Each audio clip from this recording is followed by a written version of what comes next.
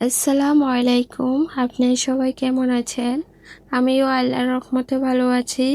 আমার ভিডিওটি কাছে কিংবা দূরে, দেশ কিংবা দেশের বাহিরে যারা দেখছেন তাদেরকে অসংখ্য ধন্যবাদ। এদিকে গরুর ভুঁড়ি রান্না করে নিচ্ছি।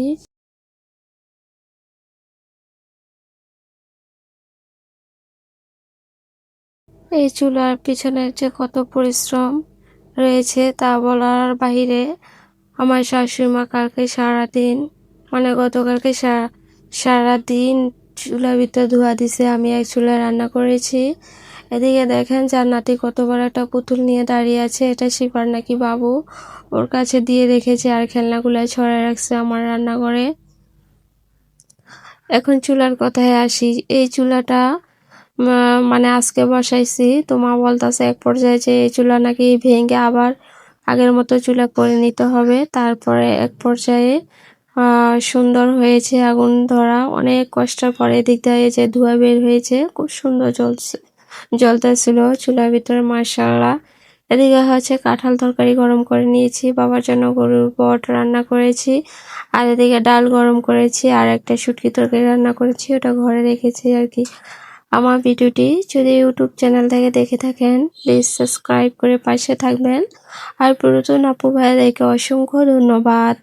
এদিকে জান্নাতিকে ডেকে গরুর ভুঁড়ি দিয়ে দিচ্ছি, আর ও বলতেছে তোমরা তো প্রত্যেক বছর এরকম ভুঁড়ি রান্না করো।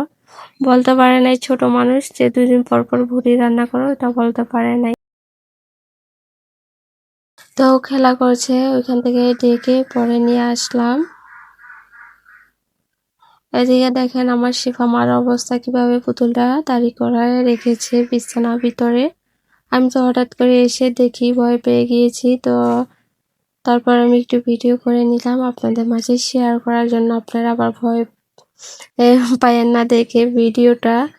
এদিকে দেখি বাবার যে বিচি কলা নিয়ে আসছিল ওইটা পেকে গিয়েছে খুব সুন্দরভাবে।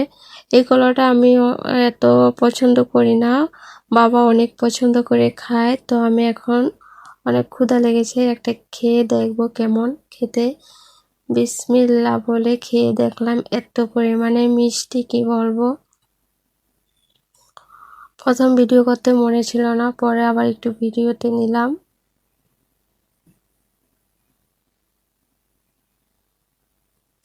এদিকে দেখেন বিড়ালটা কি করতেছিল, আপনাদের মাঝে শেয়ার করি। এত পরিমাণে দৌড়াদৌড়ি করছে, ও চুপচাপ থাকে আর কাম সেরে ফেলে।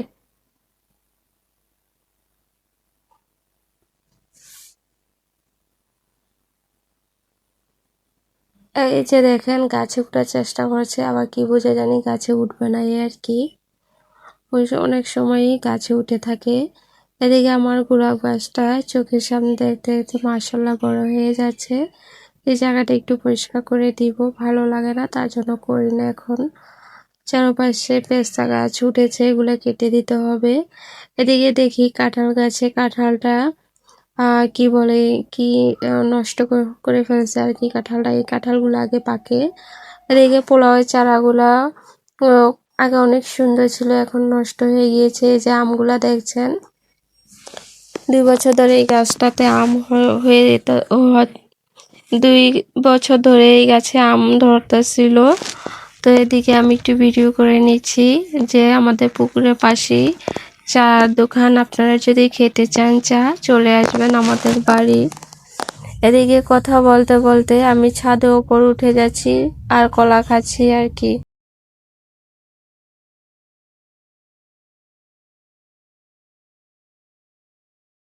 এদিকে ভিডিও করতেও ভালো লাগে না, ভয়েস দিতেও ভালো লাগে না, কি যে একটা অবস্থা হয়েছে আমার। এদিকে ছাদের উপরে এসেছি, কাকায় আলু চিপস দিয়েছে। যে এই চিপসগুলোর পিছনে যে কতটা পরিশ্রম করতেছিল বলার বাহিরে। কালো হয়ে গেছে রোদ্রের কারণে, রৌদ্র হয় নাই।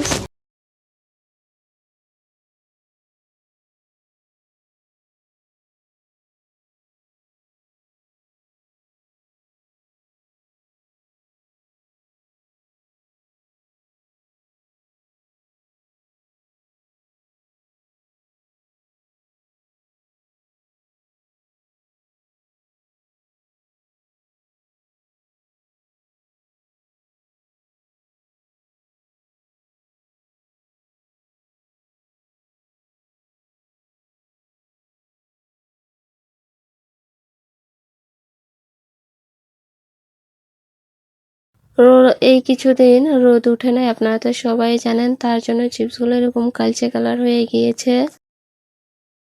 আর এই চিপসগুলো খুব সুন্দর হয়েছে, ফ্রেশ একদম, শুকিয়ে মুচমুচে হয়ে আছে। এদিকে কাকা আমাকে ডাকছিল যে আম পেকে গিয়েছে নাকি, ওই যে দেখা যাচ্ছে কতটুকু বুঝতেছি না, কিন্তু এখানে 4টা আম লাল টকটকে হয়ে আছে, কোনোভাবে দোকনা দিয়ে পারতে পারে নাই। আজকে ব্লগ ভিডিওটি আপনাদের কাছে কেমন লেগেছে সবাই কমেন্টের মাধ্যমে জানাবেন। আজকে ভিডিও পর্যন্তই, আল্লাহ হাফেজ।